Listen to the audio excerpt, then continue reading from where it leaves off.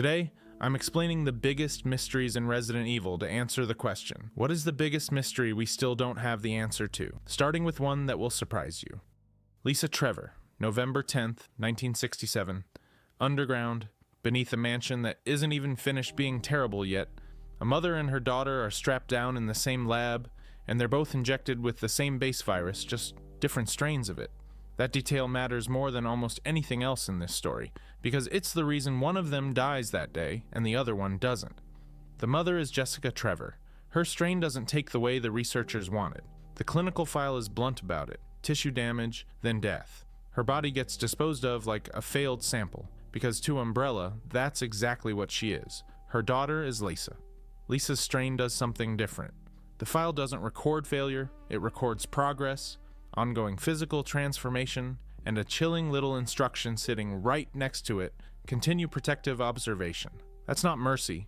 That phrase means keep the subject alive and keep running the experiment. Lisa didn't survive because anyone cared what happened to her. She survived because she was useful. Here's where a lot of retellings get it wrong. You'll see it repeated online constantly, that James Marcus was the one experimenting on Lisa personally, running her like a pet project. There's no document in the games that actually says that.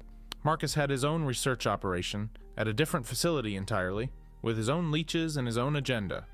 Lisa's captivity belongs to the Spencer Mansion Lab. Under the wider Umbrella research project, Oswell Spencer was building his whole empire around. Different scientists, different building, different chain of command. It's a small correction, but it changes who you should actually be angry at. And there's a third person in this, someone who usually gets left out of the summary entirely. Lisa's father, George Trevor, was the architect who designed the Spencer Mansion. Every hallway, every hidden passage, all of it. Once he finished the job, Umbrella imprisoned him too. Years later, players find his diary rotting somewhere inside the house he built, and the last entries are a man slowly realizing that the secret passage he's been forced to dig is his own grave. He's marked terminated on November 30th, 1967, 20 days after his family was taken. So do the math on Lisa. The mansion incident, the one players actually walk through, happens in 1998. That's not weeks of suffering, or months. That's roughly 3 decades of continuous captivity and experimentation, alone, underground, while the company that made her that way kept quietly building its empire upstairs. It's worth saying too that Lisa wasn't in the original 1996 game at all. She got added specifically for the 2002 remake, and that version is where her ending actually lives. And that ending is where people want a clean answer, and the game just doesn't give them one. Bullets don't kill her, they stagger her, but she keeps coming, because whatever the virus did to her body, it's well past ordinary. The fight isn't really a fight, it's an environmental puzzle in a crypt, and then Lisa finds something. Her mother's remains, still in a coffin after 30 years. She picks up Jessica's skull and jumps into a chasm with it. No body, no confirmation. The main version of this story just lets her fall out of frame. She's not confirmed dead here. She's not confirmed alive either. That's the honest answer. Left standing instead of resolved for you. There is one other version of this story that ends more definitely. In Umbrella Chronicles from 2007, Lisa gets struck down during a fight that involves Albert Wesker right as the mansion comes apart around them. That's a harder ending, from a different retelling. It doesn't erase the ambiguity of the original story, it just exists alongside it. What doesn't change, in any version, is who put her underground in the first place. A company built by 3 men. And Marcus wasn't the one who ran Lisa's cage. But he built something of his own inside that same company. And it's about to turn on him exactly the same way. James Marcus. There's a train called the Ecliptic Express, and it's carrying a squad of Umbrella's elite soldiers straight into hell. By the time anyone realizes what's happening, the train is stalled dead on the tracks, the soldiers are dying, and something is moving through the cars that used to be a man. Not far away, at a training facility buried in the mountains. The same thing is happening. Hallways full of the infected. Researchers turn monsters, and at the center of it, a figure who looks almost human, who talks like he remembers being human, hunting Umbrella's people down one by one. This isn't random. Whatever this thing is, it knows exactly who it's after, and why. And to understand that, I have to go back about 20 years to before there was a mansion incident, before there was an Umbrella scandal at all, back to the man this creature used to be. His name was James Marcus, and according to Umbrella's own internal documents, he's not some junior scientist who got unlucky. He's a founder. He built the company alongside Spencer. The same Spencer who'd go on to run Umbrella into the ground decades later. Marcus was the researcher, the one actually doing the virology while Spencer worked the boardroom and the political angles. And early on, Marcus seems to have loved the work. His diary survives, and it reads like a man who can't believe his own luck. He writes about discovering a virus unlike anything cataloged before, something ancient and adaptable, and he names it after what he thinks it is, the first of its kind, the progenitor virus. That's the root of basically everything Umbrella does for the next several decades, and Marcus is the one who found it. Then he goes further. He starts splicing Lech DNA into his new virus, and in a later entry he's practically giddy about the result. A new strain, more aggressive, more controllable in some ways and less in others. He calls it the T virus, and he tells you exactly what the T stands for in his own notes. Tyrant. He's not being poetic. He's naming a weapon. Here's where it gets uncomfortable to read. In that same diary, Marcus talks about people getting too close to his research, and he names two men he trusts to handle it if it comes to that. A William and an Albert. He doesn't spell out surnames because he doesn't need to. He's writing for himself. But anyone who knows this franchise already knows exactly who he means. William Birkin, Albert Wesker. At this point in the story, they're just young researchers Marcus has taken under his wing, men he considers his own people. There's a second document, a torn page, where Marcus describes hiding his most sensitive leech research inside a sealed capsule, and he's blunt about why. He doesn't trust Spencer with it. He writes more or less that there's no way Spencer's lackeys could ever figure out how to open it. So this isn't a happy partnership. By this point, Marcus and Spencer are already circling each other, and Spencer wins. Roughly 2 decades before the Mansion incident, before any of this became public, Spencer orders a hit on his own co-founder. The men who actually carry it out are William Birkin and Albert Wesker, the exact two people Marcus had just finished telling his diary he trusted. That's the whole tragedy in one sentence. The man who discovered the virus that built Umbrella's empire gets erased by the empire, using the hands he personally trained. After the murder, Marcus's body gets dumped along with a batch of other specimens Umbrella considered disposable, and one of those specimens is something Marcus himself had been quietly growing. A massive leech-based organism researchers later call the Queen Leech. It finds his corpse. It enters it, and somehow, in doing that, it absorbs his memories, takes on his shape, gains the ability to shift and reform itself using what's left of him as raw material. It believes it's James Marcus resurrected. To be clear about what's actually happening here, this isn't Marcus coming back, and it isn't a clone either. It's an organism wearing a dead man's memories like a coat, convinced it has a score to settle, acting out every grudge Marcus never got to act on himself. So it builds a plan. Infect the training facility.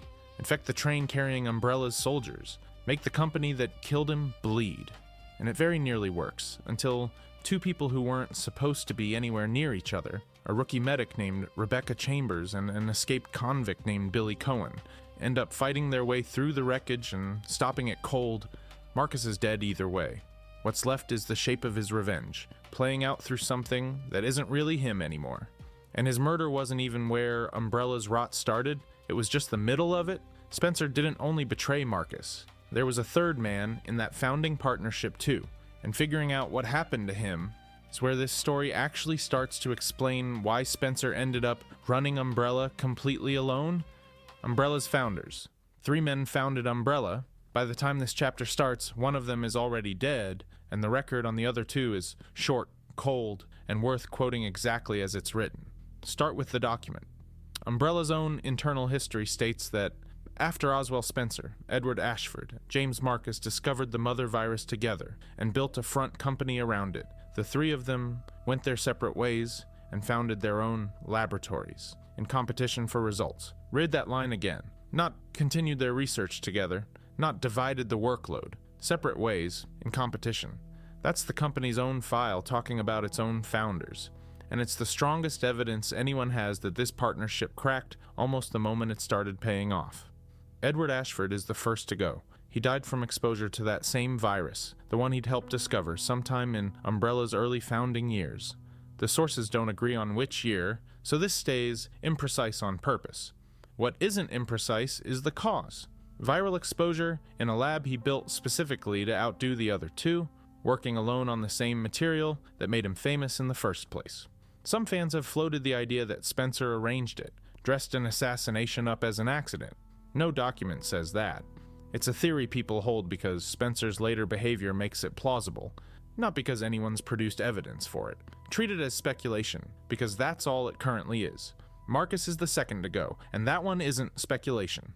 Covered last chapter, Spencer had him killed, so look at what that leaves. No boardroom fight, no public falling out, no rival press conferences, no dramatic split anybody bothered to write down. 3 founders, and within a matter of years, one is dead from his own research, one is murdered on a direct order, and the third is standing alone at the top of a company all 3 of them built. That's the actual shape of it. Quiet, procedural. No open war between these men at any point on record, just one man removed by exposure, one man removed by order, and Spencer left holding everything, with no one left alive to challenge how he got there. And the 2 men who carried out that second removal didn't disappear afterward. Albert Wesker and William Birkin, the pair who killed Marcus, got promoted for it, put in charge of Umbrella's most important virus research going forward. Reward, not punishment. Elimination and promotion in the same transaction. That's the founding generation of Umbrella, in full. Not a dynasty, not a partnership, a filtering process, and Spencer is the one it filtered upward, while the men who did his killing moved straight into the seats the killing emptied. Wesker's the one worth following from here. He took the promotion, ran Umbrella's most sensitive research for years, and answered to Spencer without incident.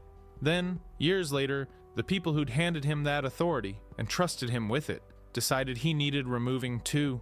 Albert Wesker's death, Chris Redfield and Sheva Alomar corner him on a volcanic plateau, lava churning right next to them, and by that point, Wesker isn't even hiding what he is anymore. He's barely human. Both of them land direct hits on his exposed weak points during the fight, over and over, and you can watch him get slower, get angrier, start missing. That's the tell. He's not winning this. They call in a rescue helicopter to get out, and as it lifts off, Wesker comes roaring back one more time. His body's mutated into this tangle of tentacle limbs, and he grabs the aircraft itself, trying to physically drag it down into the lava with him. Chris and Sheva don't hesitate. They both grab rocket launchers, aim straight down at him, and fire. Direct hit, both rockets, right into him, right into the lava. The explosion is massive. The whole plateau lights up, and when the smoke clears, there's nothing left to see. No body, no dramatic close-up of a hand twitching in the rock. He's just gone. And I want to be clear about what that absence actually means, because Resident Evil has trained everybody to expect a twist here. There isn't one. Nothing in that scene, nothing in the game since, gives you a single thread to pull on that says he made it out. In fact, the series goes out of its way to close the door. Resident Evil 6, 3 years later, Chris is sitting in a bar, and he says it flat out. 3 years ago, I killed Wesker. Not, I think. Not, we lost track of him. The game states it as settled history, the same way it states Umbrella collapsed or Raccoon City got nuked. That's Capcom writing his death into canon, not fans assuming it. And it wasn't just the writers. Shortly after RE5 came out in 2009, producer Masachika Kawata got asked about it directly at a convention Q&A, and he told the crowd there was no chance of Wesker coming back. That's a real person, on record, at the time, shutting it down before the theories even had a chance to build momentum. Now here's the one actually weird thing I have to mention, because it's real, and I don't want to pretend it isn't. In 2016, a completely different game called Umbrella Corps shipped with a hidden audio Easter egg, and it uses Wesker's actual original voice actor delivering a short line. Nobody at Capcom has ever explained it.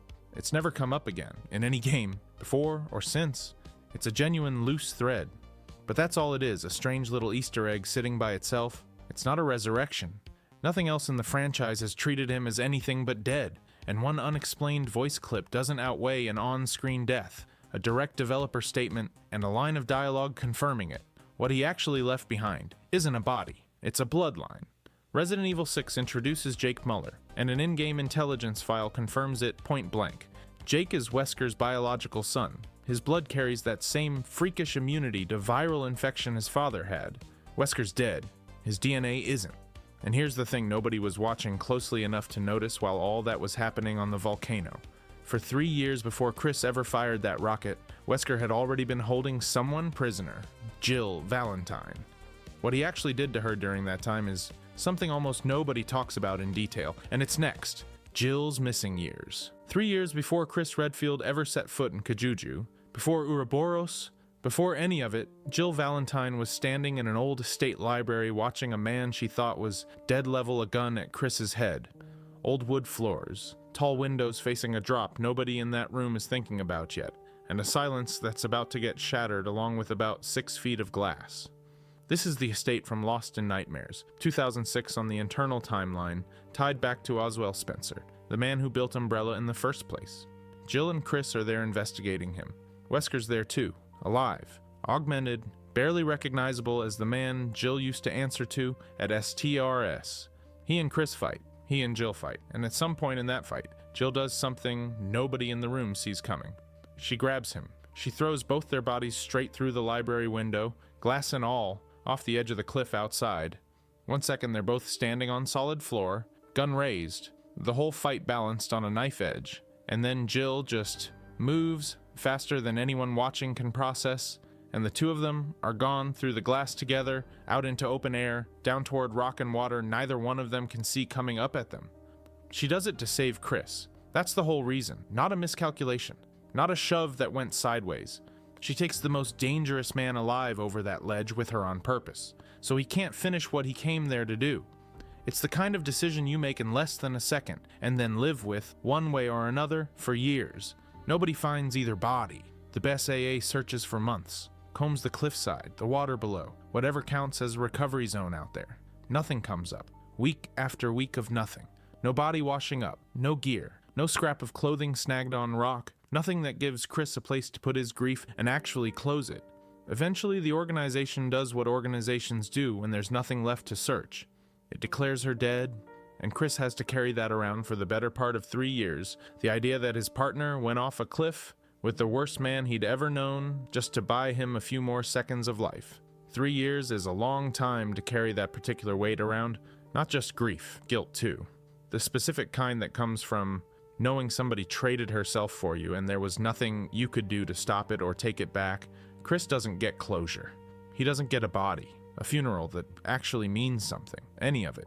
He just gets the absence, and he has to keep functioning around it, year after year, without ever really knowing. She wasn't dead. That's the reveal Asharji 5 drops later, once the story actually catches up to the present day. 3 years of thinking he'd let her die for him, and it turns out the truth is worse in a different way. She'd been alive the entire time, just not free to tell him or anyone else. Wesker had her, the entire time. Somebody pulled her out of the water or off the rocks on his orders, and instead of finishing the job, he kept her alive, because breathing, her body was worth something to him that a corpse never would be. Here's the mechanism, and the game is specific about it, so I'll be specific too. Years before any of this, Jill had been exposed to an earlier virus and survived it. That left antibodies in her blood. Wesker was buried in developing Ouroboros, his final bioweapon, the thing he needed to remake the planet on his own terms, and he needed live data from a body that had already beaten a related strain. Jill's body was a research asset, so that's what he made her. Between 2006 and 2008, out of that same viral research, Wesker's people developed a drug called P30. He had a device fitted to her chest, physically attached, that dosed her with it on a schedule. Something bolted to her, permanently, feeding her whatever Wesker decided she needed that day, for years, with nobody around who could take it off her even if they wanted to. The drug did two things at once. It gave her enhanced strength, speed, and reflexes, closer to what Wesker himself had become, and it put her mind into a suggestible, controlled state, compliant, obedient, entirely his. For nearly 3 years she existed as his enforcer. When RE5 catches up with her, he points her at Chris and Shiva Alomar, and she fights them. Not reluctantly, not with some flicker underneath fighting back, fully under his control. A physical device bolted to her chest doing the actual work every single day for the better part of 3 years, deciding what her body could do and how her mind responded to the world around her. There's one detail from Capcom's own character material that sits with me more than anything else in this arc. Her hair changed color during that captivity, turned blonde, stated outright as a chemical side effect of the compound running through her system for years, not a redesign, not a stylistic reset for the sequel. When Chris finally sees her again, that's sitting right there on her, visible, permanent proof that something was done to her body for 3 straight years. The device comes off mid-fight. Chris and Sheva physically rip it from her chest, and the instant it's gone, Wesker's hold on her snaps. She's herself again, more or less, dropped into the middle of a war she has no memory of choosing to fight, 3 years compressed into a blackout, and then suddenly she's got Chris's face in front of her, older, tired, looking at her like he's seeing a ghost stand back up. She doesn't just walk out of Africa after that either. Desperate Escape picks her up right afterward, on the run, with a BSAA agent named Josh Stone, getting clear of what's left of Wesker's operation before circling back to rejoin Chris and Shiva for the endgame. Stone gets her out. That part, Capcom tells in full. The part before it, they don't. Here's the gap, and I'd rather say it straight than dress it up with a theory.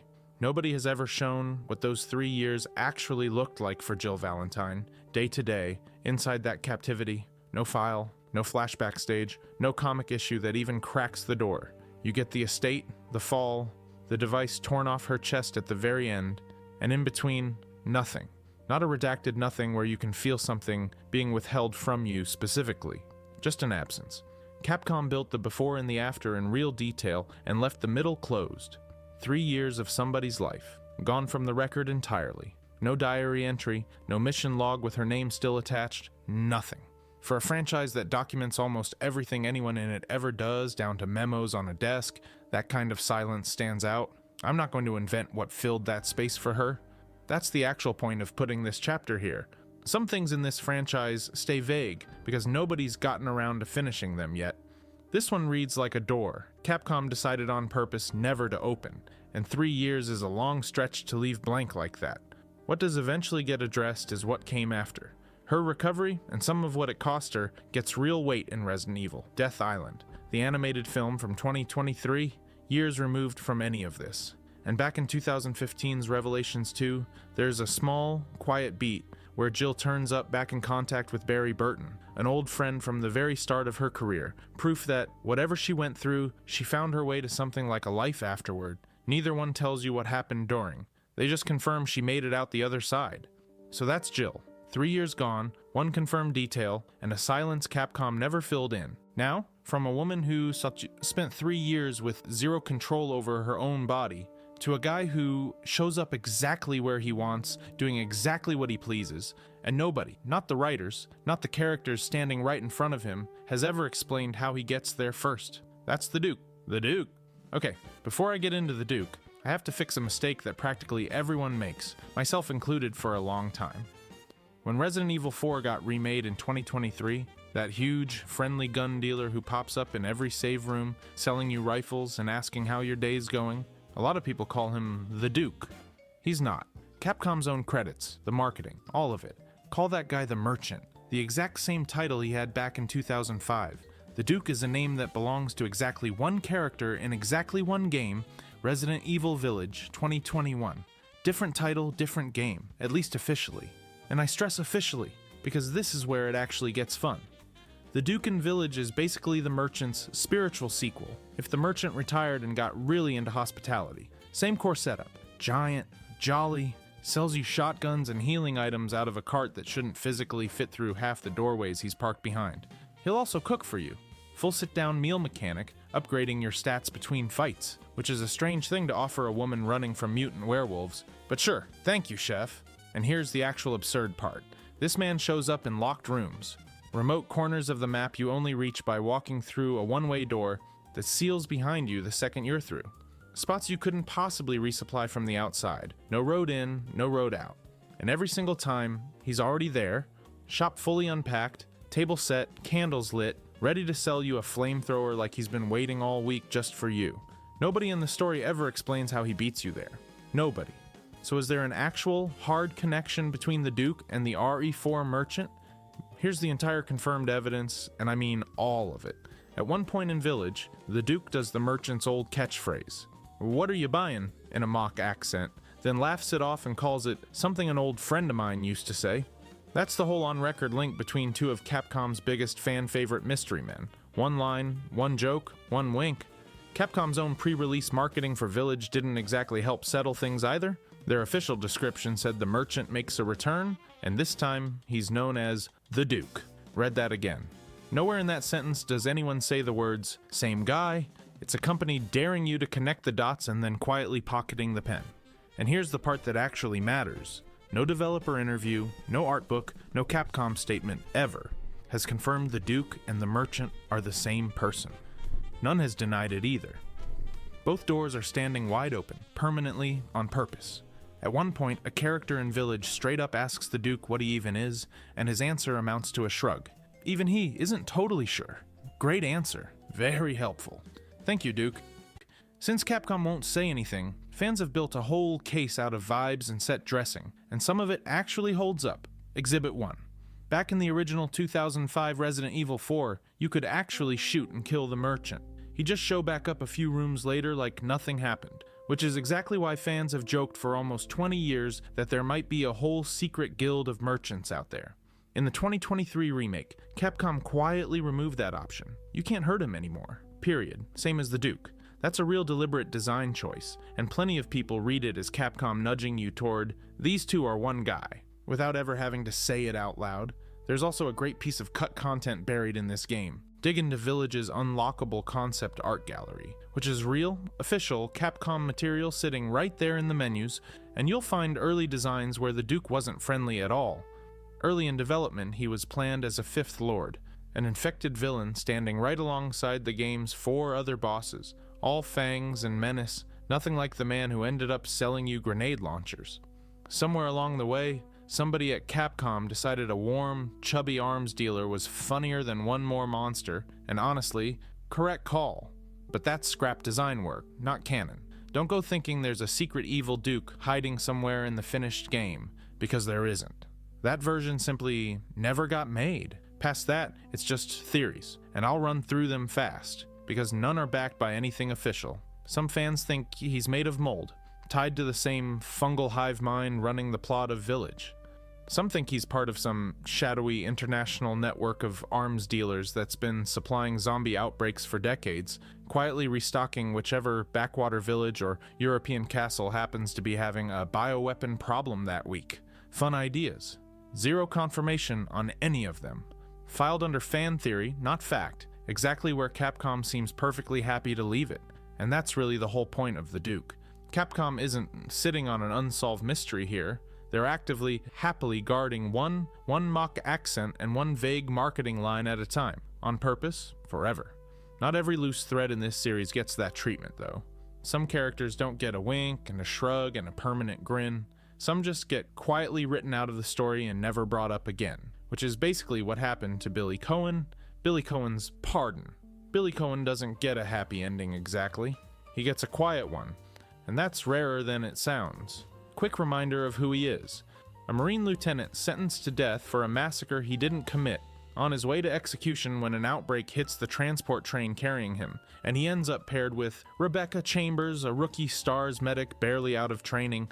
That's Resident Evil 0, from 2002, the prequel that finally shows what happened right before the mansion incident. They fight through that train, and then a whole abandoned training facility together, and somewhere in there Rebecca decides, this guy doesn't deserve to die for a crime that wasn't his.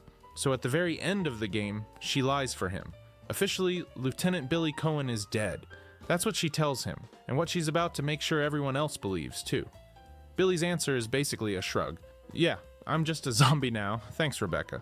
She keeps his dog tags as her fake proof, files a report claiming he died earlier in the outbreak, and Billy walks off into the woods as a free man who doesn't officially exist anymore.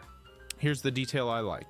Capcom set this up 2 years before RE0 even released. There's a bonus file, unlockable content in the Nintendo 64 version of Resident Evil 2 from 2000, where Rebecca writes up a report claiming she found what she believed was Billy's body, presumed lost. Nothing more than that at the time. That paperwork is what makes the ending of RE0 actually hold together when it finally comes out 2 years later. They planted the lie before they'd even built the story that needed it. And then, nothing. That's the chapters. Billy shows up one more time after that, in 2007's Umbrella Chronicles, but it's just a retelling of the same RE0 events from a different angle, shooter mode. Same story beats. No new scene, no update, no line of dialogue about where he ended up. No later mainline game mentions him. No spin-off picks him back up. No official statement clears it up. Capcom just never went back. That's a different kind of gap than the Duke's. The Duke's mystery is deliberate, a running joke Capcom keeps feeding and is clearly still in on. This one isn't a joke, and it isn't a mystery either. It's just a dropped thread. A guy got written a clean, quiet exit, and the story that wrote it moved on to bigger characters and never checked back in. No death scene, no reveal, no cameo that closes the loop. Just a name that stopped coming up in the credits. I kind of respect it. Not every loose end has to become a subplot 20 years later. Sometimes a guy just gets to disappear. Billy got to vanish because the one person who could prove he existed chose to bury the paperwork instead. The next person in this story doesn't get that option. Alex Wesker isn't allowed to just disappear, because her own family spent decades making sure nobody ever could. Alex Wesker's legacy. Alex Wesker is dying, and everything in this chapter is her trying to fix that before it's too late. She's one of a group of genetically engineered children Umbrella founder Oswell Spencer raised inside an old eugenics program, run off the books, informally called the Wesker Project. That's where the surname comes from, the one most people only ever associate with Albert. Every child that program produced got assigned it, a lab label dressed up as a family name. Alex refers to Albert directly, in her own written record, as her brother. He's already dead by the time this story really gets going, killed back in 2009, 6 years gone by her own timeline. She only ever talks about him in the past tense, the way you talk about a sibling you spent your whole career being measured against without ever once getting to settle the score with him in person. In 1998, as part of that same program, Alex gets injected with an experimental virus related to whatever eventually becomes Albert's Ouroboros. He adapts. She doesn't. Whatever that injection is supposed to do to a Wesker child's body never fully takes in hers, and the difference between the two of them isn't philosophy or ambition, it's biology. By 2015, 17 years later, that failure has turned into a diagnosis. She's terminally ill, dying of something traced directly back to that one botched adaptation almost 2 decades earlier. That's not ambition dressed up as tragedy. That's the actual motive underneath every decision in this chapter. She's running out of time, she knows exactly how much she has left, and everything she builds from here is aimed at buying more. So she goes looking for a fix, and the direction she takes it in is stranger than anything her brother ever tried. Alex gets obsessed with Franz Kafka, the writer, specifically the stories where a body just changes overnight into something else entirely. No warning, no clean medical cause, no negotiation. She builds a personal theory out of that obsession, methodically, the way she does everything. That genuine, overwhelming fear, the real kind, not stress, not anxiety, could trigger a beneficial viral adaptation in a human body. Not kill the host, improve it. Push it past whatever wall killed everyone else who tried this before her, including her own brother's entire research lineage. She builds a new virus to test that theory, called T-Phobos, and she builds it somewhere nobody's watching. A private facility she personally controls on an island in the Baltic Sea, called Cyan Island. No board to answer to, no Umbrella oversight, no Tricell budget meeting, no brother checking in on the results, just her, a working theory, and a rotating supply of captive test subjects she runs through it one after another, tracking outcomes, refining the dosage, refining the exposure, trying methodically to find the stable, immortal state her own body was never able to reach on its own. It reads less like a mad scientist rampage, and more like a research log kept by someone who's stopped caring whether the method is humane, only whether it's reproducible. Most of the subjects fail. What she's actually chasing, across years of that testing, is one specific kind of host. Somebody whose fear response is already broken in exactly the right way, so the virus has something real to work with instead of ordinary panic burning through the body too fast to study. She finds that host in a young girl named Natalia Korda, and the reason isn't sentiment and it isn't random selection. Natalia survived an earlier disaster years before any of this, an incident called the Terragrigia Panic, a catastrophe that traumatized an entire population and left plenty of survivors with damage no clinic ever fully mapped. In Natalia's case, whatever it did to her left the girl essentially fear immune, a side effect nobody who lived through that day was studying for, except one woman on an island who happened to hear about the right file. Alex has an operative locate her and bring her to the island specifically because of that one trait. Not her name and not her family. Only the exact thing the Terragrigia Panic broke inside her. Nothing else about the girl matters to the plan at all. Here's where the whole thing stops being about a working virus and turns into something else entirely. Alex was never actually trying to cure herself with Typhobus. That was never the endpoint. Her real plan, described in the game's own terms as something closer to a reincarnation ceremony than a medical procedure, is to transfer a copy of her own mind into Natalia's body, using experimental technology she'd inherited from Spencer's older research, decades of prior work she didn't have to build from scratch. Natalia's fear immunity was never there to help her survive a virus. It's there to survive the transfer itself. The one part of Alex's plan an ordinary, frightened host was never going to make it through intact. It's clinical, and it's calculated, and it's built to end quietly. Alex's own body dies on schedule once the copy is safely across. No monster reveal, no last stand, just an old, failing body finally allowed to stop right after everything worth keeping has already moved somewhere else. That's not how it actually goes.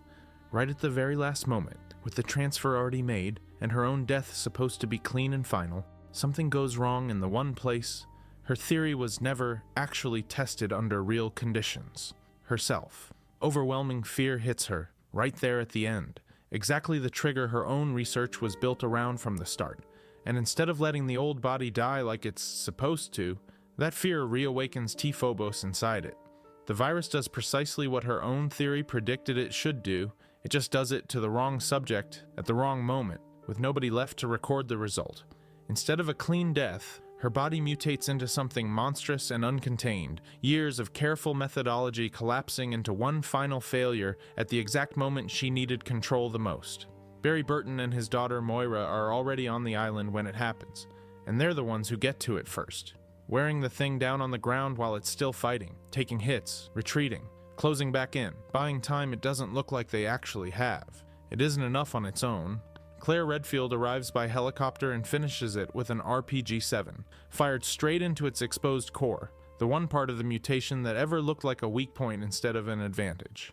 Whatever Alex Wesker actually was by that point, human, virus, both, doesn't get the quiet ending she spent years engineering for herself. It gets a rocket instead. Afterward, Barry takes Natalia in. He adopts her, brings her home, raises her alongside his own daughter Moira, the same girl who just spent that fight standing next to him on the island. A kid who was procured for one specific trait and nothing else about her, ends up with a family instead of a laboratory. 2 years later, in a short epilogue scene, Natalia looks noticeably older, closer to a teenager now than the girl Barry originally brought home. She's alone, finishing a book. It's a real Kafka novel, the same author Alex spent her whole obsessive theory built around. She closes it, looks up, and gives a small, knowing smile directly at the camera. That's the scene, and it's confirmed, on screen, exactly as described. What it actually means isn't. No dialogue anywhere in the game spells out whether some fragment of Alex made it across after all, whether the transfer she spent years perfecting partially worked despite everything that went wrong in those final seconds. The book and the smile imply something of her survived the mutation and the rocket that supposedly ended it. They don't confirm it, and the game holds that line on purpose. This chapter isn't going to hold it any less carefully than the source material does. Alex spent her entire adult life chasing a stable, controllable, superhuman result, and never once got there, not through the virus, not through the transfer, not through anything she actually planned for. A private island, years of methodical testing, one carefully chosen host, and the closest she ever got was a smile nobody can fully explain. Somebody else was about to succeed where she failed, and it wasn't another Wesker, and it wasn't another Umbrella researcher working off the same old family playbook. It was a completely different kind of company, and the girl at the center of it wasn't found, converted, or procured for one useful trait the way Natalia was. She was born specifically to become a weapon from the very start, with no earlier life for anyone to interrupt. Eveline's sponsors.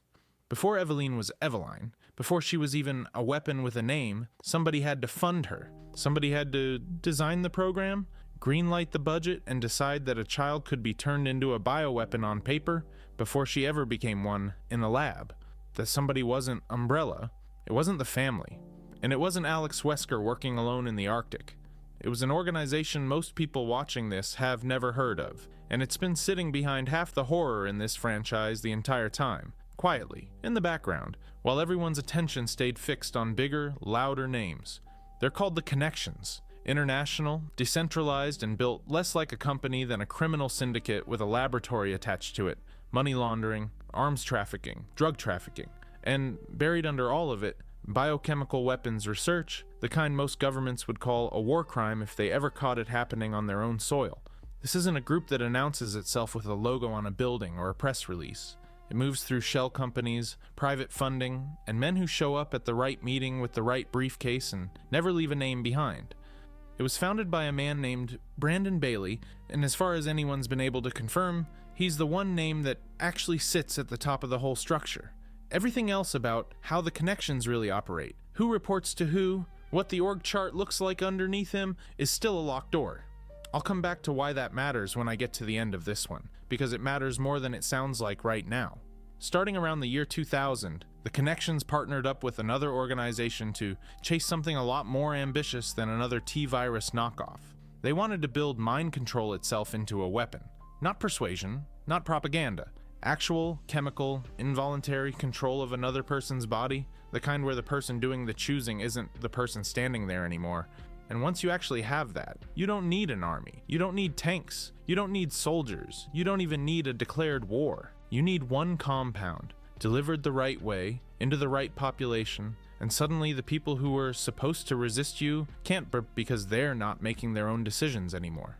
That's the part that should make your skin crawl a little, because the plan behind this wasn't abstract or theoretical.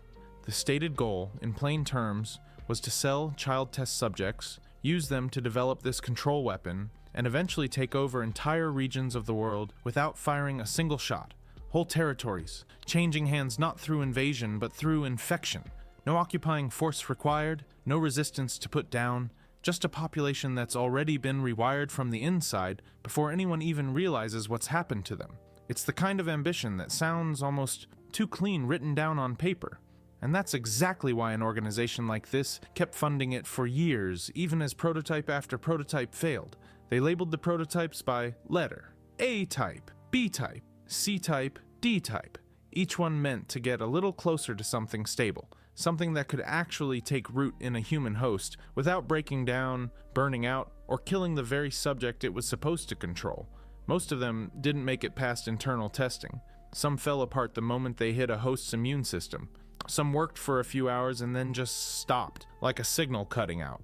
This is a program built on failure stacked on failure, running quietly for over a decade, funded by a criminal network almost nobody was watching, because the rest of the world's attention was still fixed on Umbrella's very public collapse and every headline that came out of it. That's the environment this whole thing grew in, not a single lab with a single mad scientist, but a patient, well-funded criminal enterprise treating human trafficking and bioweapon development as two line items in the same budget. Every failed letter in that alphabet was a person first, and then came the E-type. This is where the Connections needed a partner who actually knew what she was doing, and that partner was Mother Miranda. I'm not going deep into who Miranda is in this chapter, that's a whole story of its own, but here's what matters for this one. She's old, older than the Connections themselves. She's powerful. She runs a village in Romania that operates almost like her own private kingdom, answerable to no government and no oversight. And she had access to something the Connections didn't have on their own: mold. A living, spreading, half-fungal substance that could bond with a human host and rewrite what that host even was down at the level of memory and identity, put the Connections' money and infrastructure together with Miranda's mold, and the E-type stopped being just another failed prototype in a long line of them. It became a person, or something shaped enough like a person to pass for one, close enough to fool anyone who didn't know to look closer. They called her Eveline. For a while, that partnership worked exactly the way it was supposed to. Eveline was contained, monitored, studied, moved from site to site like any other asset in the portfolio. And then in October of 2014, something happened that the Connections weren't ready for and definitely hadn't planned around. Eveline damaged a cargo ship called the Annabelle, badly enough that it became a real, physical, undeniable problem. Not a lab incident that could get quietly filed away and forgotten. A ship, damaged, out in the open ocean, with a mind control weapon still active somewhere inside it, and no clean way to put that back in a box. So the Connections did exactly what an organization like this always does after a mess that size. They didn't shut the program down, they buried it. They set up a hidden research site in an old salt mine in Louisiana, the Abercrombie salt mine, and used it to keep watching Eveline from a safe distance while she went into hiding somewhere in the bayou above them. Underground, literally, in the most on-the-nose way this franchise has ever done anything. And running a site like that isn't something you leave unmanaged. Someone had to be there day to day, reading the data, keeping the reports flowing back to whoever above them needed to see them, making sure Eveline stayed contained and stayed a secret from anyone outside the organization. That job went to a man named Lucas Baker. Lucas gets promoted to head researcher on the Louisiana site. It's a real title, sitting inside a real chain of command that answers, eventually, back up to Brandon Bailey himself. He's not some outside contractor brought in for one job. He's inside the structure, trusted with the one asset the entire program has been built around for over a decade, and somewhere in that same structure is another named agent, a man called Alan Droney. Bailey, Droney, Baker. That's the confirmed list. 3 names, doing the actual hands-on work of monitoring the single most dangerous bioweapon the Connections had ever managed to build. But monitoring a bioweapon hiding out in rural Louisiana isn't a job you can do purely from behind a desk buried in a salt mine. Eveline wasn't sitting quietly in a containment tank waiting to be observed on a monitor somewhere. She was loose in the world, drawn toward a family, toward a house, toward the specific human kind of attachment that had made her so dangerous to begin with. If the Connections actually wanted to understand what she was doing out there, day to day, in real time, they needed eyes a lot closer than a mine shaft could give them. They needed someone inside. So somewhere in this operation, the Connections placed an agent directly into a household near where Eveline had settled. Not a scientist in a lab coat carrying a clipboard. Not someone running tests from behind a one-way mirror. Someone living there. Someone playing a role convincing enough to pass, day after day, as an ordinary person with an ordinary life, close enough to Eveline to watch her, to report on her, and to keep the Connections informed while the whole situation on the ground kept quietly getting worse underneath them. Here's the part of this story that nobody sets up for you in advance, because the game itself doesn't either. It just lets you find out the hard way, in the middle of playing it. That agent had a name you already know from somewhere else, entirely in this story, from a completely different context, one that has nothing to do with any of this on the surface. Mia Winters. Yes, that. Mia Winters, the same woman a man named Ethan Winters married. The same woman he spends an entire game trying to find, trying to save, screaming her name through a rotting house out in the Louisiana bayou while everything around him falls apart floor by floor. That's not a coincidence, and it's not some retcon stitched in later to make the lore work. It's the same person, and both things about her are true at exactly the same time. She really is Ethan's wife, and she really was placed there undercover, working for a criminal organization, monitoring a bioweapon that organization helped build long before anything in that house went wrong. That doesn't cancel out what happens to her later. It doesn't make her any less trapped, any less endangered, any less a genuine victim of what Eveline eventually does to that entire household. Both things sit right next to each other without contradicting one another for a second. She started this as an agent with a job to do. She ended up fighting to survive something that spiraled completely outside anyone's control, the Connections included. The mission she was sent to run stopped being a mission the exact moment Eveline stopped being something anyone could contain. And that's really the whole shape of this organization, once you step back and look at it full scale. The Connections spent over a decade building toward a weapon that could hand them entire regions without a single soldier ever crossing a border. They funded it. They staffed it. They buried the evidence the moment it went wrong the first time out on the open water. And they put one of their own agents inside the exact house that weapon would eventually turn into a nightmare. And then, after all of that planning, all of that patience, it got away from them anyway. What the Connections leadership actually looked like beyond Bailey, Droney, Baker, and an undercover agent named Mia Winters has never been fully revealed. There's no confirmed hierarchy underneath Bailey. No full roster. No answer for how deep this organization actually runs beneath the 4 names anyone's been able to pin down. Who Mia actually reported to? Who signed off on placing her in that specific house? How many other agents like her were sitting in other houses in other states, running other quiet assignments nobody's ever heard about? None of that has an answer. That's not a gap I'm going to paper over with theories, just to make the story feel more finished than it is. It's just where the confirmed information runs out, What isn't a gap is what happened next. Because the house the connections had already infiltrated, the one Mia was quietly reporting from every day, is the exact same house Eveline turns into a nightmare no one walking through it could have prepared for. And the man who walks into the middle of it, looking for his missing wife, has no idea any of this is happening around him. Ethan Winters thinks he's just there to save Mia. What he doesn't know yet, what the games spend years slowly circling back to, is that Ethan isn't even who everyone assumed he was, for reasons that have nothing to do with the connections, nothing to do with Eveline, and nothing to do with anything Mia was ever sent there to monitor. That's next. If you're enjoying the video so far, subscribe for more. Ethan Winters' fate. Mia Winters spent years pretending to be a victim in her own home, and by the end of that story, the person she was hiding it from wasn't even the person she married. That's the part almost nobody clocks the first time through, because it's buried under something so much bigger, it swallows every other twist in the game whole. Her husband, Ethan Winters, the guy the whole story follows, the guy whose hands you're looking through for 40-some hours across 2 games, he'd already been dead for years before any of that mattered to him. Start where the games start. 2017, Resident Evil 7.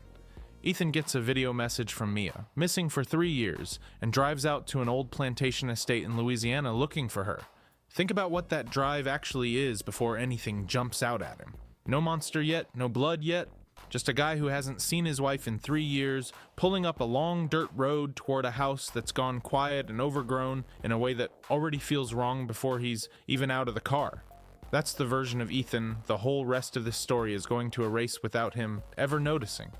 What he finds is the Baker family, and all of them, Jack, Marguerite, their son Lucas, have been rewired from the inside by Eveline, the engineered little girl this video already spent a full chapter on. Ethan spends that entire game getting stabbed, crushed, poisoned, and dismembered, and somehow keeps getting back up. Players noticed that at the time. Plenty of them joked about it, the invincible dad, the guy who just will not stay down no matter what Jack does to him, with whatever's in his hands that scene. It became a running gag before the credits even rolled. Nobody, including the people who made the joke, had any idea how literally true it actually was. Here's the fact. Stated as settled, confirmed years later in the 2021 sequel Resident Evil Village, not left as fan theory or wiki speculation. The real Ethan Winters, the human one, dies partway through Resident Evil 7, and the order matters more than people usually get it. He doesn't die from the hand injury everybody remembers, the one where Jack pins his arm to a table in the main house and takes it off with a chainsaw. That happens later. The actual death happens earlier, at the Baker family's guest house, after Ethan's already had a confrontation there involving Mia, and it's Jack who kills him. That confrontation deserves a second look once you know what it actually is, because it's the hinge the entire rest of the story swings on, and almost nobody remembers it as the moment that mattered. It's just the guest house to most people. One more room in one more terrible house on the way to the next terrible room. It's actually the last few minutes the real Ethan Winters is ever alive. Guest house first. Death first. The chainsaw and the main house come after. Village is explicit about that sequence, and it's the single detail people flatten the most when they retell this story, folding the real death into the hand scene like they're the same moment. They're not. They're not even close together in the timeline of that one night. So what's actually walking around for the rest of Resident Evil 7? Surviving falls that should kill a person twice over, regrowing an arm that got removed with power tools. Not Ethan. His body, repaired and reanimated by the mold. The same fungal substance running underneath Eveline's whole design. The mold doesn't just patch him up, it absorbs his memories wholesale, everything he knew, everything he felt, everything that made him him, and rebuilds a version of Ethan Winters that has absolutely no idea it isn't the original. It doesn't think it's pretending. It doesn't think it's hiding anything. It believes, completely and without a flicker of doubt, that it is Ethan, for years. Through an entire sequel. It gets up every single morning of Resident Evil Village, certain of exactly who it is, and it's wrong every single time. The game actually shows you this if you're looking. After the chainsaw takes his hand off, watch what grows back. It's not flesh, it's mold. Visibly matted and dark and wrong in a way the camera doesn't dwell on, but also doesn't hide.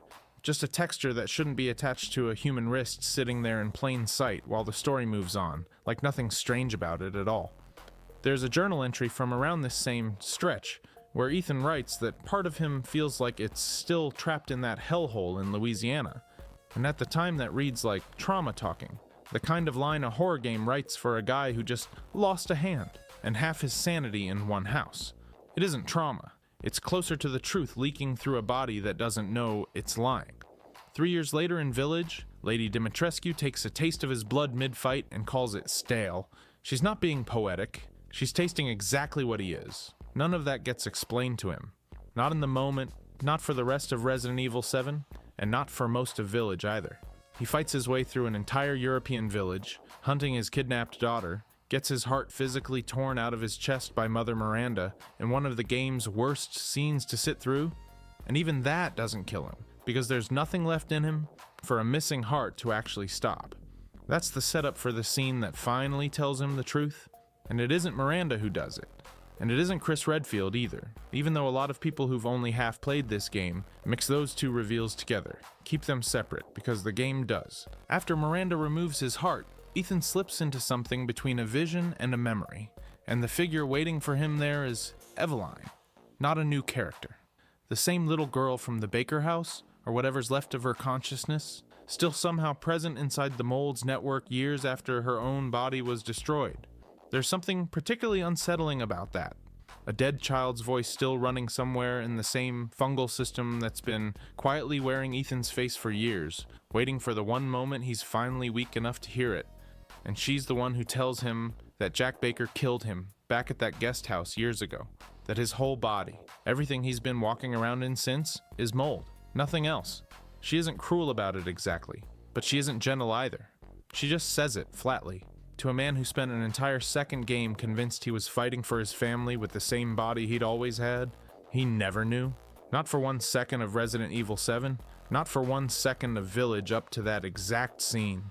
Every injury he shrugged off, every impossible recovery, he'd been quietly explaining away to himself the whole time. And the whole time, the explanation was sitting right there in a journal entry he wrote himself and never fully understood. There's a second reveal in this same game that gets tangled up with this one constantly, and they need to stay apart. Chris Redfield has his own separate scene later where he tells Ethan that the Mia who attacked him at the very start of Village, the one Ethan ends up shooting, was never the real Mia at all. It was Mother Miranda, shape-shifted to wear her face. That's Chris's reveal, about a fake Mia. It's not the same twist as Eveline's reveal, about a fake Ethan. Two separate truths, delivered by two separate characters, and blending them into one moment does real damage to how brutal each one actually is on its own. By the time Miranda's finally defeated near the end of the game, Ethan's body starts failing for real. The mold structure holding him together beginning to break down piece by piece now that whatever was fueling it is gone. He's got maybe minutes left, and he spends every one of them making sure other people get out first. He takes a detonator off Chris. He gets Mia, his infant daughter Rose, and Chris himself onto a helicopter waiting to fly them to safety. The blades are already turning on that handoff, everyone he loves climbing into a machine that's about to take them somewhere safe, while he's the one still standing on the ground watching it happen. And then he stays behind, alone, in a village that's already killed him once without his knowledge, and sets off explosives, conventional ones, rigged by Chris's own military team ahead of time. Nothing more exotic than that. To destroy the Megamycete, the massive fungal organism running underneath the whole region. That detonation is the ending of everything. It takes out the mold's central network, and it takes Ethan with it, and this time, there's no more mold left anywhere nearby to quietly rebuild him. He dies. This is the death that actually counts. Everything before it, the mansion, the Baker house, 3 separate video games worth of stabbings and shootings and falls off buildings, none of it was the real thing. This is. And it's not staged as some grand mythic sacrifice with a speech attached.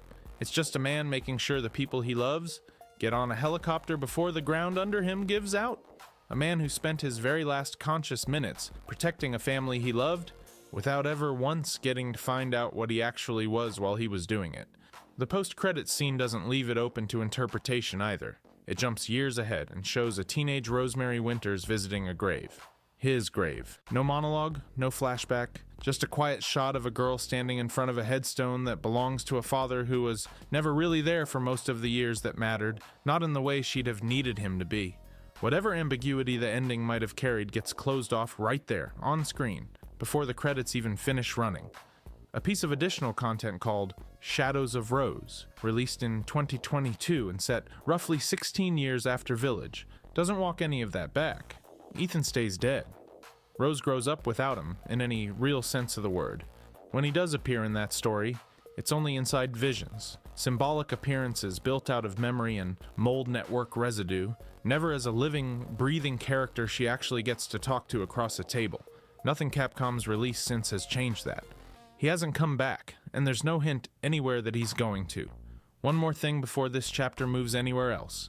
Whether that vision with Eveline was a literal supernatural encounter, some fragment of her actually surviving inside the mold's network and reaching out to him directly, or whether it was something Ethan's own mold-built brain generated internally, a way of processing a truth that had been sitting in his own journal the whole time, isn't something the game's own text ever settles. It plays the scene exactly the same either way. This script isn't going to manufacture a resolution the source material never bothered giving you.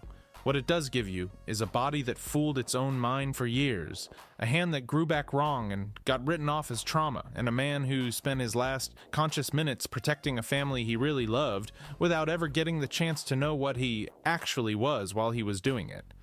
And underneath every single piece of that story sits the thing that actually made it possible. And it isn't a virus with a clean designation and a research file sitting in some Umbrella archive somewhere. It's older than Umbrella itself, older than Spencer, older than Progenitor, older than any lab this whole story has spent time inside. And even the people who built an entire religion around it, who worshipped it as something close to a god for over a century, never actually explained where it came from. The Megamycete. So where does the mold actually come from? That question sat unanswered at the end of the last chapter, and it's not one I can just shrug off, because it turns out there is a literal, physical, findable answer to it. This isn't a metaphor, and it isn't some theme quietly running underneath the story. It's an actual organism, sitting in an actual cave, and every strain of mold covered so far traces straight back to it. It's called the Megamycete, and the first time I actually read what that thing is supposed to look like, I had to go back and read the description twice. It's a colossal super colony of mold, grown so large it fills out an entire cavern system underneath a mountain village in Eastern Europe, and its physical shape is described as roughly resembling a giant human fetus. Not a fungus in the way anyone normally pictures a fungus. Not a root system spreading through rock.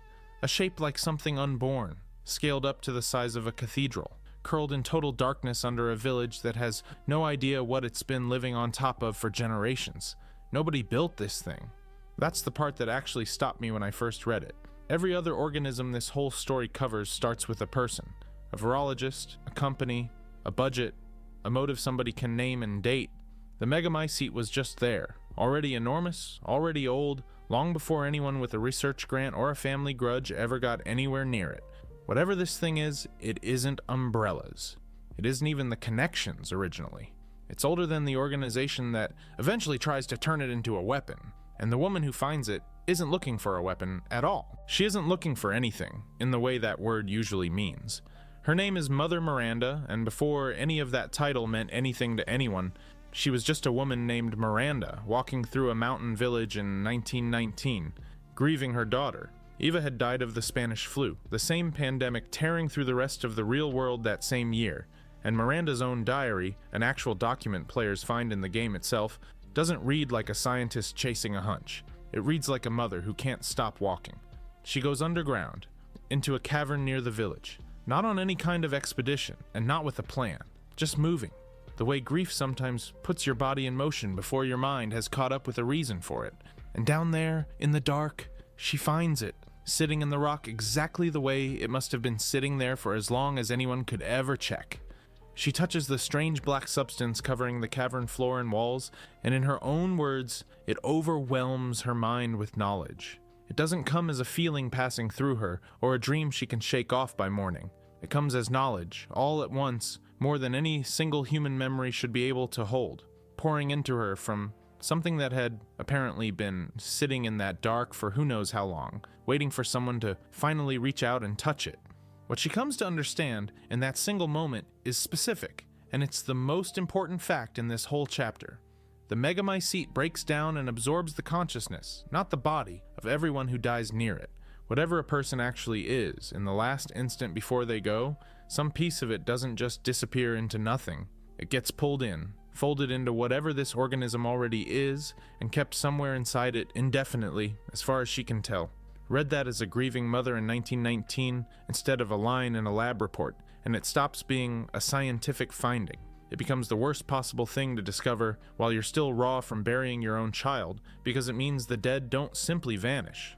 Some part of them might still be sitting somewhere, reachable, if only you knew how to reach it. I don't think it's much of a stretch to say that one touch in that one cave is the actual moment that built everything else covered in the last 2 chapters. 100 years of experiments on the people living around her, a religion built around 4 bloodlines, a parasite engineered specifically to give a dead girl's mind somewhere to come back to. All of it starts here, with one woman's hand pressed against something she didn't understand yet, in a cave nobody else in the village even knew existed. Now here's where I have to slow down and get careful, because a later document changes how confidently anyone should be repeating what Miranda experienced that day. In 2022, a separate piece of content called Shadows of Rose adds a researcher's file, written decades after Miranda's own diary, and it goes further than she ever did. It describes the Megamycete as functioning almost like a network, storing the memories and consciousness of the dead inside itself rather than simply absorbing them once and losing them for good. That's a meaningfully different claim from what Miranda actually experienced in 1919. Absorption is one thing, a door closing behind whatever passes through it. A working, accessible, memory-holding network is something else entirely, closer to a hard drive humming away under a mountain than a grave. Here's the part almost every retelling of this skips, and it actually matters. That description isn't handed down as settled fact by some all-knowing narrator standing outside the story. It's a theory, written by one of the Connection's own researchers, working the case decades after Miranda already knew what she knew firsthand. And in that same document, the researcher notes that their own attempts at direct verification were blocked by internal policy. Somebody inside that organization apparently had the actual means to test whether the network theory held up. Somebody higher up said no. Whether that's caution, corporate secrecy, or something closer to fear of what a confirmed answer might actually cost them isn't in the file, so I'm not going to pretend I know which one it was. What is in the file is the refusal itself. So what a lot of fan explanations quote as an established, confirmed mechanic of how the Megamycete works is, in the actual in-game text, one employee's best educated guess, cut off before it could ever become anything more certain than that. That same file drops something else almost as a side note, and it deserves flagging on its own. The Connections had already been collecting samples of Megamycete material for over a decade before Shadows of Rose even takes place. Outside interest in this organism didn't start with the events players actually get to see unfold on screen. It goes back years further than that, quietly, off-screen, in facilities and shipments. Nobody in the main story ever gets shown. Whatever the Connections eventually does with this material, the groundwork for it was laid long before anyone watching this story gets a front row seat to any of it. Miranda, for her part, doesn't wait around for anyone's theory or anyone's permission. She takes what the Megamycete gave her that day and starts experimenting on the people living in the village around her, using mold pulled directly from that same colossal source underneath their homes. What she eventually builds out of decades of that research is a parasitic organism called the Kadu, and she implants it into 4 specific test subjects, hoping one of them might finally produce a body worthy enough to bring Eva back into the world. Those 4 become the 4 Lords, a whole separate story this video isn't retelling here. What matters for this chapter is just the shape of it. One grieving woman's discovery in a cave becomes, over the following century, an entire underground religion built on the promise that death might not actually be permanent, if you're willing to dig deep enough and long enough to find out. So that's what the Megamycete does. That's what it produced, what it made possible, what it eventually cost an entire village that never asked for any of it. What it actually is, though, where it really came from, how old it actually is, whether it's some kind of natural phenomenon that simply grew there over centuries, something ancient that predates human settlement in that region entirely, or something that isn't even from this planet to begin with, is a question this story simply never answers. I want to be precise about what I mean by that, because it's a stronger claim than it might sound like at first pass. This isn't a gap I just couldn't find the answer to after digging around long enough. It isn't a thread quietly being saved for some future game further down the line. No file in any Resident Evil title explains it, no developer interview touches it, no official Capcom statement, guidebook, or piece of bonus material ever fills in that blank. It has never been explained, not once, anywhere, in any format Capcom has ever released. Every other major organism this video has covered gets an origin eventually, even if it takes a few games to arrive at one. Progenitor came from a flower in a West African ruin, found by a man named Brandon on a specific date in 1966. Las Plagas came from a parasite sealed under a Spanish village for 3,000 years, with a family whose entire job across generations was guarding that seal. Even Eveline, a few chapters back, gets a documented lab, a syndicate, a shipping route. The Megamycete just gets found, already massive, already doing exactly what it does, and nobody ever tells you how it got that way or how long it had already been sitting there before Miranda ever walked in on it. That's not a mystery this story is slowly building toward some future payoff. It's a permanent hole in the record, and it's been sitting there since the very first time this organism was ever shown on screen. By the end of Resident Evil Village, the village and the Megamycete underneath it both get destroyed. Worth restating clearly, because the last chapter already corrected the common assumption around this exact detail. It isn't a nuclear strike, it's conventional explosives, rigged and detonated by a military team, tearing through the cavern system and the fungal root network spread out beneath the mountain. That's the ending most players walk away remembering. The colony that had apparently been sitting under that ground since before anyone could ever date it. Gone, in one coordinated demolition, timed to the minute. Except it isn't gone. Not completely. A portion of it survives. That surviving fragment is the entire premise behind Shadows of Rose. Years after the village falls, Ethan and Mia's daughter Rose is able to reach into what's left of the Megamycete's own consciousness network to search for traces of her father's mind. That's the same network the Theory in the Connections file was describing all along, still active in some diminished form, still holding on to pieces of whoever died close enough to it over the decades, buried now under rubble instead of an intact mountain. However much of that colossal organism actually burned in the explosion, enough of it kept working underneath the wreckage that a teenage girl, years later, could still find a way in and go looking for someone she had lost.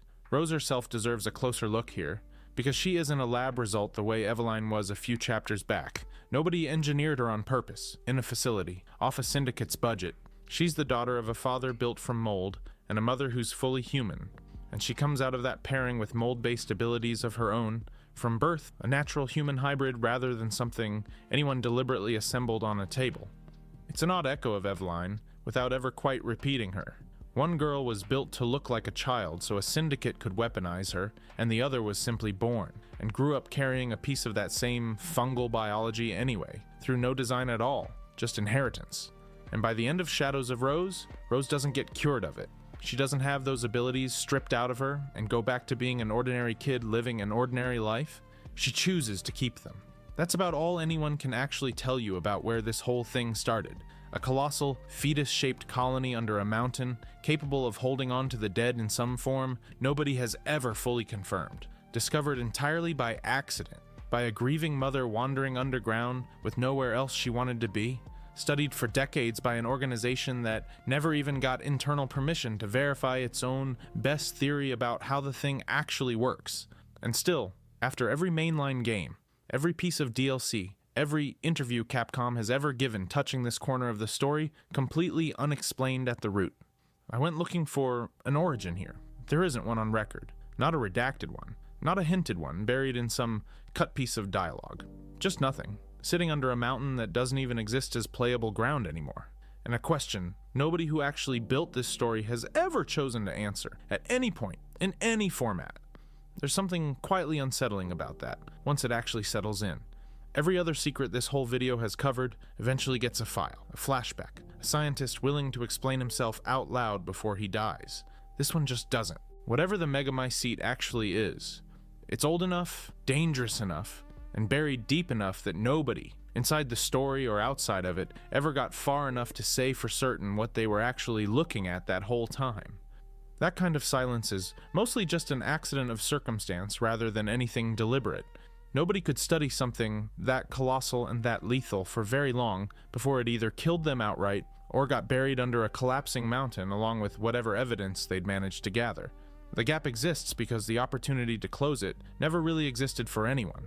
Not for Miranda, not for the Connection's own researcher, not for the people who blew up the mountain, not for the daughter who went digging through what was left of it afterward. But there's one more mystery left on this list, and it isn't unanswered by accident at all. It's not buried under a mountain. It's not guarded by a fungal network nobody's ever survived long enough to fully map. It's a woman's loyalty, and after more than 25 years, Capcom could resolve it in a single sentence anytime it wanted to, and it still hasn't. That's next. Ada Wong's Loyalty, Raccoon City, 1998.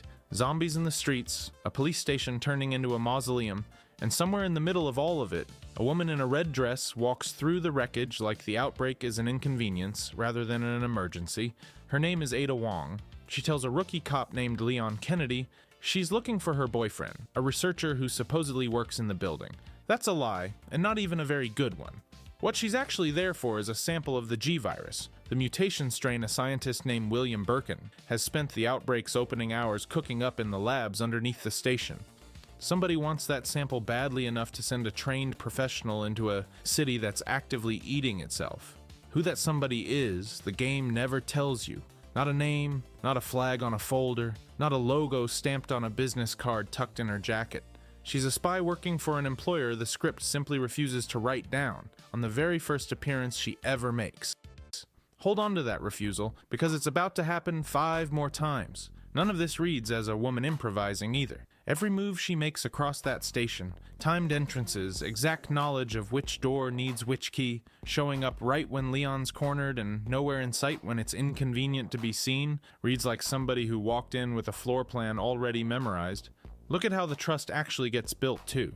She cracks a safe combination she has no business already knowing, slips Leon a lockpick when he needs one, even hands him a small ring at one point like it's a keepsake rather than evidence in an active investigation. Every one of those gestures reads like kindness. Every one of them also happens to be exactly the move a professional operative would make on a mark she needs cooperating with her. In the original release, Ada corners Leon in a hallway and demands the sample outright, cold and businesslike about it, and for a second, it almost works. Then Annette Birkin, half dead, bleeding, and deeply unconvinced by whatever story Ada's been selling around the station, puts a bullet in her and watches her drop into a chasm. Dead, as far as the game is willing to confirm on screen. No body recovered, no further seen. Leon ends up holding the very sample she died trying to secure, and instead of delivering it to anyone waiting on the other end of that transaction, he throws it into the flooding wreckage and walks away in disgust. No handoff happens. Whoever placed the order gets nothing. The whole mission just evaporates into a canal. The 2019 remake tells almost the same story with a sharper, colder edge on it. This Ada poses as an FBI agent to get close to Leon fast, plays the badge exactly as long as it's useful and not 1 second longer, gets caught in the same lie by the same suspicious Annette, takes the same bullet in more or less the same corridor, and falls as the whole research facility starts coming apart around her. The remake sharpens the surveillance angle on top of that too. Annette catches her on camera lifting sample vials from a secure lab well before the confrontation that gets her shot, and spends a good stretch of the back half of the game actively hunting her through the facility with a gun, rather than trusting a badge that never quite adds up under scrutiny. Except this time, the story actually lets you see the aftermath.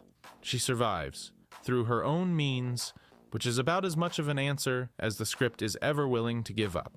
She resurfaces just long enough to throw Leon a rocket launcher at exactly the moment he needs one, saves his life without a word of explanation attached to it, and disappears again before he can ask her a single follow-up question. Same trick, 21 years later, executed with a straighter face. And in both versions, across 2 decades of games, the employer question gets the exact same answer. None given. It's worth noticing what that same original game does with a different operative altogether. Hunk, the masked mercenary running his own parallel scenario in that same police station, works for Umbrella, openly. The game names his employer without a flicker of hesitation, because Umbrella wants everyone in that building to know exactly who's cleaning up its mess. Ada gets dropped into the same outbreak, chasing the same virus, and walks away from the entire game without so much as an employer's initial. 2 operatives, 1 outbreak, and only one of them gets to stay anonymous. That's a choice made twice inside the same product, not an accident that happened once and got repeated by coincidence. Here's the detail that turns a blank space into an actual pattern, though. Capcom did eventually answer the who, just not inside either version of the game itself. A piece of official bonus material called Wesker's Report, folded into later re-releases as extra reading, quietly confirms that Ada and Albert Wesker were, at this precise point in the timeline, working for the unnamed rival organization, hunting Umbrella's viral research out from under Umbrella's own nose, while Umbrella was busy losing an entire city. It's careful about exactly what it claims to. It doesn't say Wesker personally recruited her. Doesn't say he gave the order that sent her into that station in the first place. What it says is that his people retrieve her afterward, because she was still of some use to the people paying them both. That's the whole confirmation. She survived the fall. She survived working for an organization that talks about her the way you'd talk about a tool you're relieved didn't break on the job. And the actual name over the door stays every bit as blank as it was in the game she was shot in. This comes straight from Capcom's own supplementary material, packaged and sold alongside the games themselves. The kind of document a studio only bothers writing when it wants a specific detail locked down for good, not a fan theory somebody stitched together from item descriptions.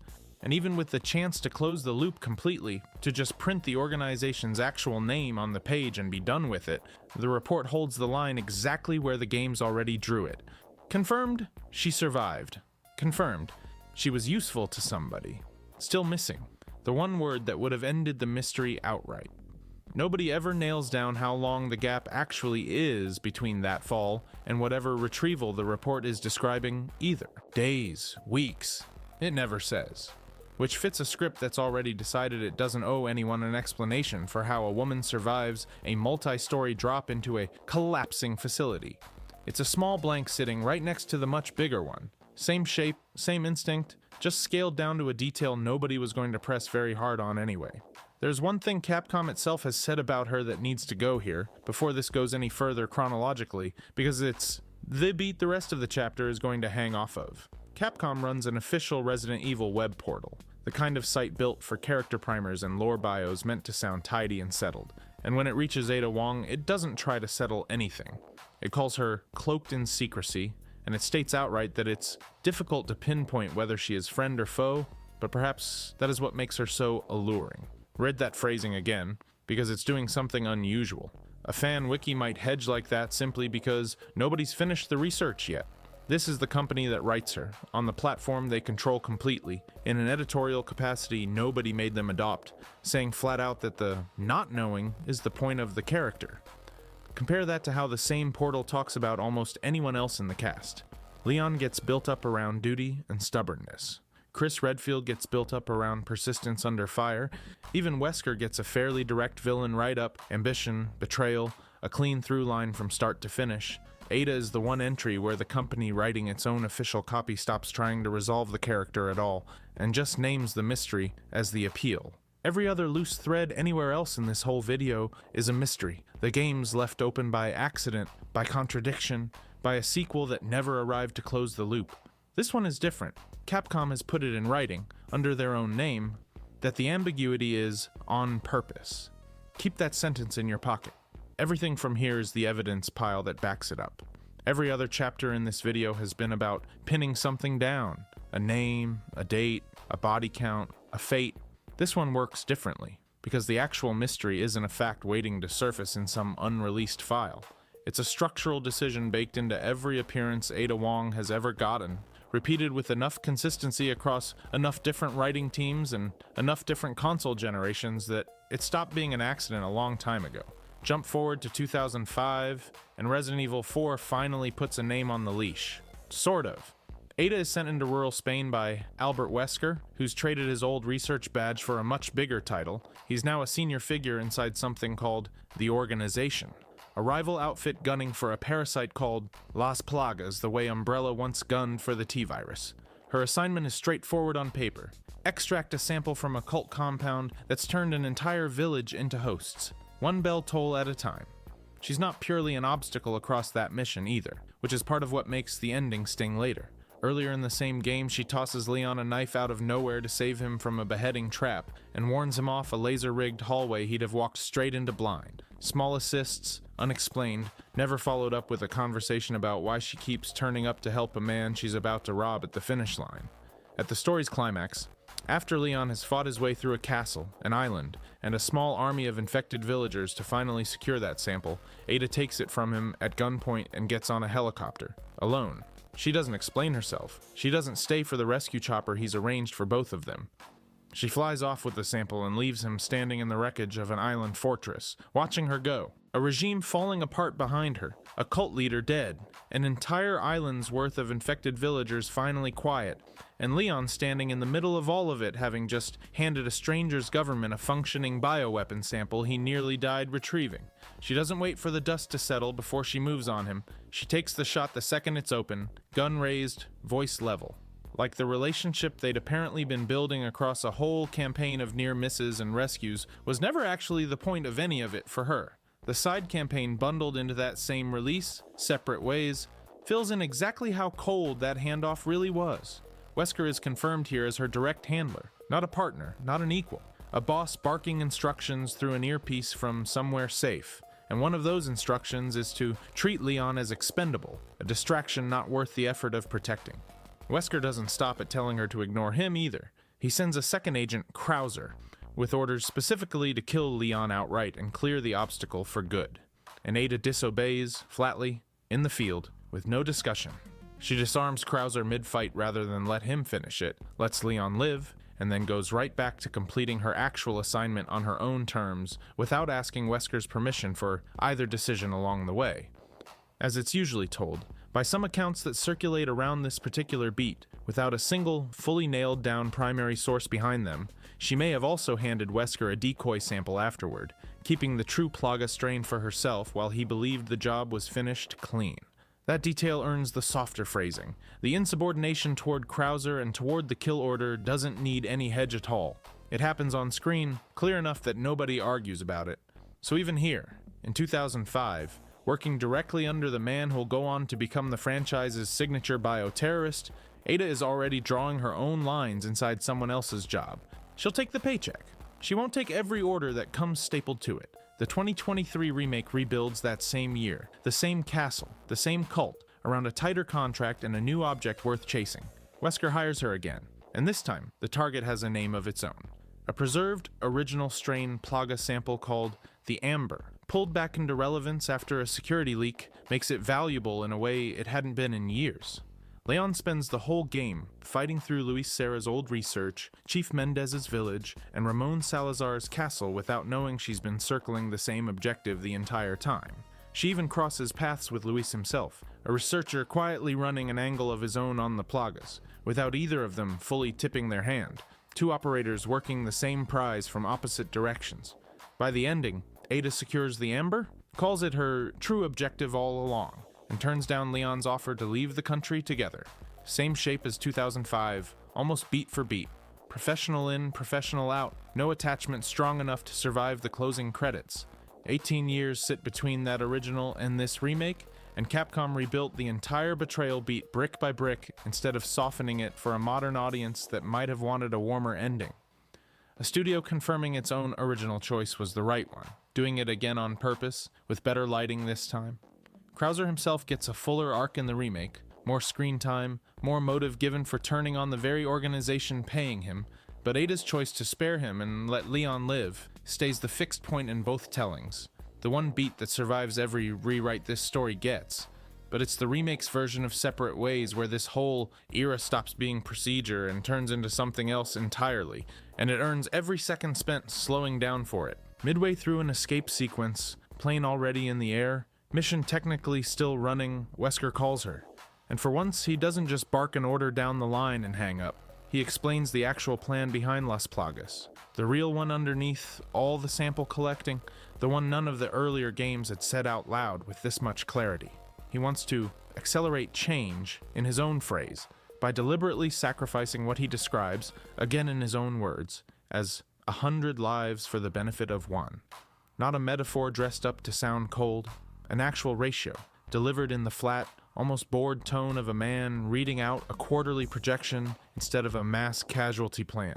Scaled out across a population the way he's clearly already scaled it out in his own head, the number of people that ratio could eventually cost runs into the billions. Ada doesn't argue with him over the radio. She doesn't try to talk him down or buy herself time. She goes quiet for a beat, and then she moves. She pulls a gun on her own pilot mid-flight and forces a change of course, wrenching the plane away from wherever Wesker needs it delivered, tearing herself loose from the job at the exact moment loyalty would have cost the most. And he lets her go. He doesn't scramble to stop her, doesn't threaten her, doesn't sound especially bothered that the operative he trusted with his actual endgame just held a gun on his own asset rather than finish the run. That indifference is almost worse than Fury would have been. He isn't scared of losing her, he just lets her walk, like her defiance barely registers against a plan this size. This is the one. Out of every single appearance across this entire history, this is the version of Ada Wong with a motive that isn't about money, isn't about survival, isn't about simply outmaneuvering whoever happens to be signing her check that month. She has a line. Wesker found exactly where it is. Every other version of her operates on a code that stays flexible right up until the money stops making sense. This one draws a line mid-air, over open water, with nobody watching except a pilot she's about to threaten, and a man on the other end of a call who actually believes the number he just said out loud is a reasonable price for progress. She doesn't get a speech about it. She doesn't get a redemption arc stapled onto the ending credits. She just turns the plane, and that turn does more character work in 30 seconds than almost anything else this franchise has ever given her. When he crossed her line, in real time, on an open call, with a body count in the billions sitting on the table between them, she chose a plane full of strangers over the man cutting her paycheck. Notice what she doesn't do here, too. She doesn't turn him in. She doesn't try to stop the wider plan, doesn't go public, doesn't become a hero about it. She refuses her own part in it and flies away. And that refusal, small and private and completely unwitnessed, is the moment this whole chapter has been quietly building toward.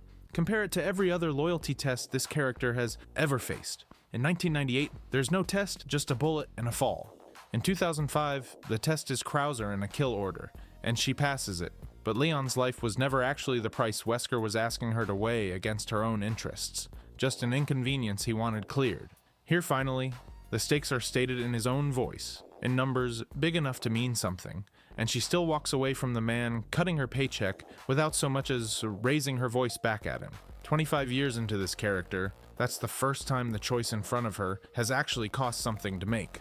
By 2012, Resident Evil 6 takes that carefully built reputation and turns it into a weapon aimed straight back at her. The twist sitting at the center of that whole game belongs to a man named Derek Simmons, head of a shadow organization calling itself The Family, who spends years running a cloning program built on stolen virus technology with one very specific target, Ada Wong, replicated and improved if possible. The program fails. Then it fails again and again. Capcom's own internal figure for this is oddly, almost absurdly precise. 12,235 failed attempts before anything close to viable came out of that lab. 12,235 failures is not a number a rushed operation produces. It represents years of funding, years of secrecy, years of a program nobody outside the family ever caught wind of, aimed at a single woman who never even knew she was being studied that closely.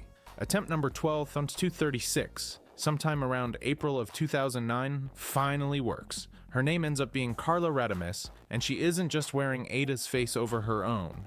She believes, in a damaged, load-bearing way that shapes every decision she makes afterward, that she actually is Ada. Carla doesn't sit quietly on that belief either.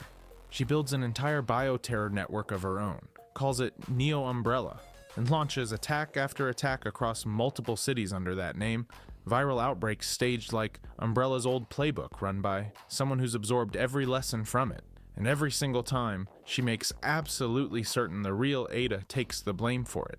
She does this on purpose and up close, calling Ada directly while impersonating Simmons' voice on the phone, feeding her false leads and false jobs dressed up as legitimate contracts, using the one thing Ada has always trusted without much question, a paying job from a familiar-sounding voice, to walk her straight into becoming the most wanted face on the planet for crimes somebody else committed wearing her skin. There's something almost cruel about the shape of this particular betrayal, too, compared to everything that's come before it in this chapter. Every earlier threat came from an employer deciding what she's worth. This one comes from a copy of her deciding who she gets to be. Borrowing the exact reputation for secrecy, this chapter has been tracking and using it as camouflage for an entirely different set of crimes.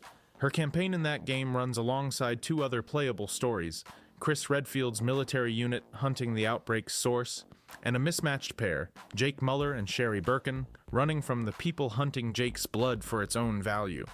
All three threads eventually knot together in the same city, but Ada's is the only one of the three built entirely around proving a negative, that she didn't do the things the whole world just watched Neo Umbrella supposedly do in her name. Ada eventually cracks the whole scheme open through an in-game file with a title that lands harder the second time you read it. Happy birthday, Ada Wong. Finding it isn't a passive reveal either. It's buried exactly where a woman erasing her own tracks would bury it. And Ada has to work for the discovery the same methodical way she's worked every other job in this chapter. That file is where she works out that Carla isn't a copycat play-acting a role. She's a manufactured duplicate who's lost track of the fact that she's a copy at all, and once that clicks, Ada hunts her down and finishes it personally.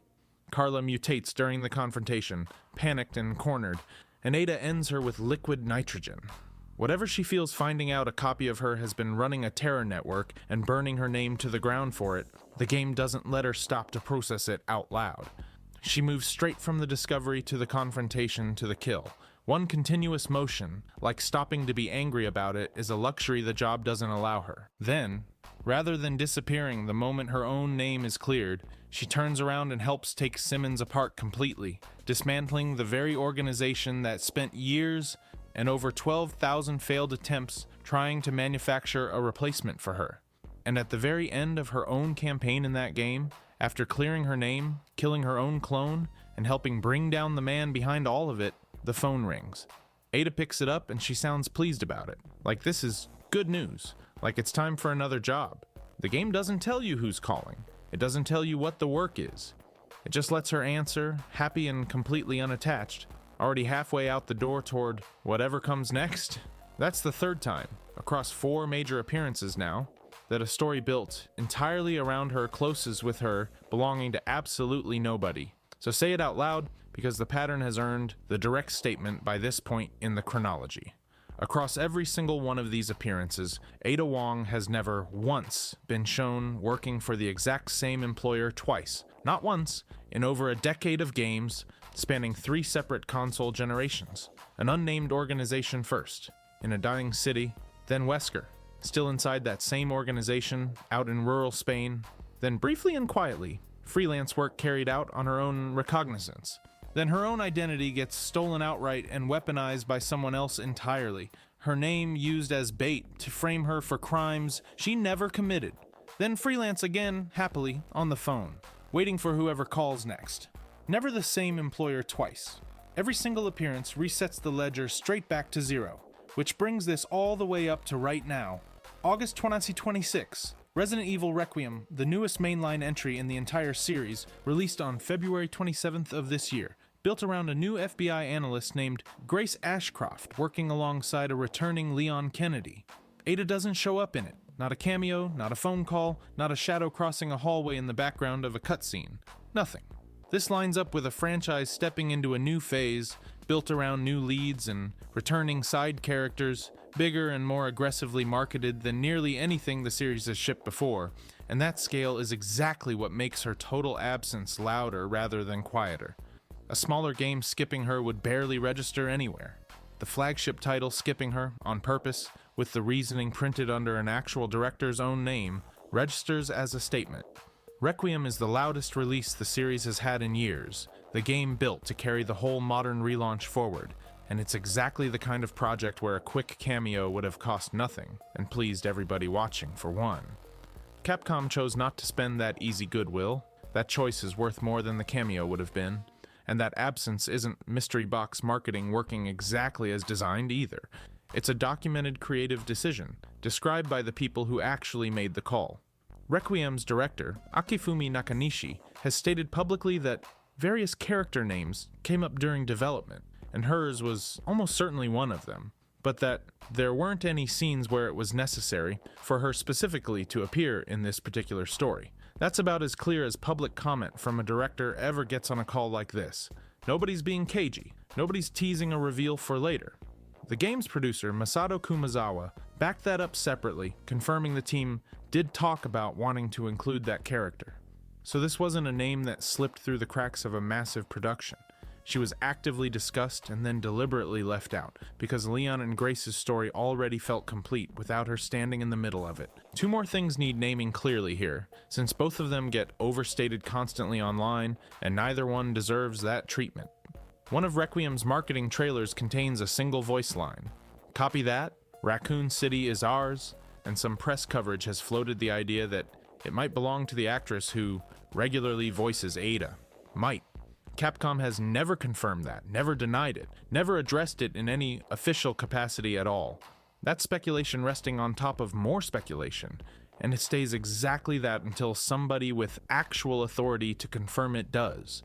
Separately, and unrelated to any of this, Ada has appeared in an actual real marketing crossover with a completely different, unrelated mobile game, cross-promotional artwork and everything, and that part did really happen. But that's an ad campaign, not a story appearance. It puts her in nobody's canon, and says nothing at all about who she's currently working for inside the actual timeline.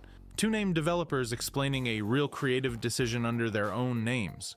One unconfirmed voice line nobody at Capcom has ever addressed, one paid promotional tie-in that never claims to be canon in the first place.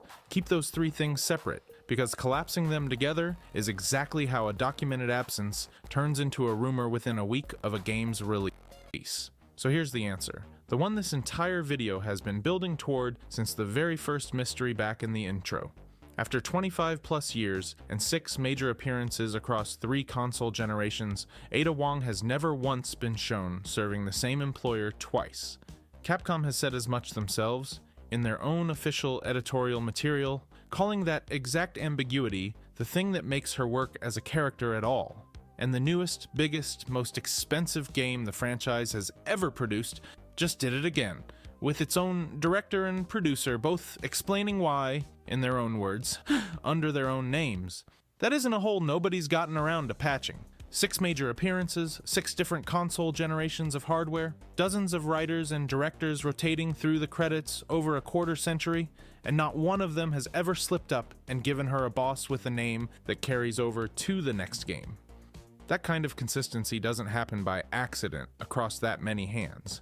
Out of every single mystery this whole video has walked through, chapter by chapter, this is the one that Capcom has chosen, again and again, never to close. That doesn't mean nothing at all is known about her. Plenty is. Her methods are known. Infiltration, deception, walking into a room full of armed strangers and making every one of them believe whatever gets the job finished. Her limits are known too now, clearly. Ever since a stolen plane over the Spanish coastline turned into the one place she wouldn't go, no matter who was paying her to get there. What's actually missing, the only thing that's ever really been missing across a quarter century of games, is smaller than all of that. Just one detail: who signs the check?